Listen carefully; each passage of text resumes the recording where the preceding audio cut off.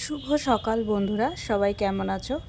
আজ রবিবারের সকাল। রবিবার মানেই আমার টিউশনের ব্যাচ থাকে, তো সকাল সকাল সবাই চলে এসেছে, আমি পড়াতে বসে গেছি।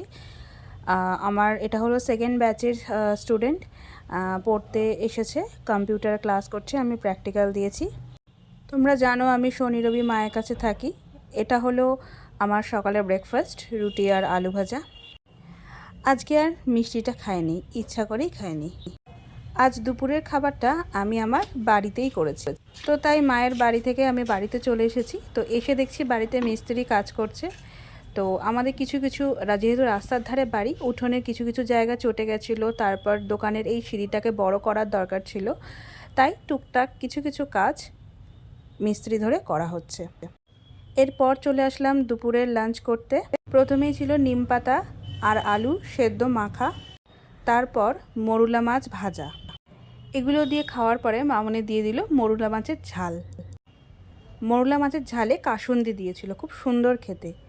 আর রবিবার যেহেতু আমাদের দুরকম মাছ হবেই, তাই দাগা মাছ ছিল, এবং এই মাছটার ছিল কালিয়া।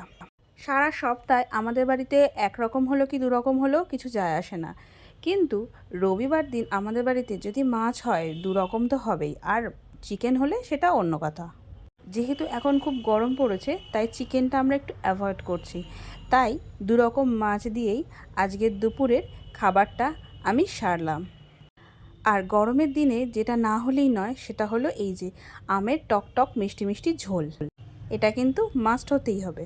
দেখো সবাই, মামনি খেতে বসেছে, থালায় বাটিতে বাটিতে করে নিয়ে।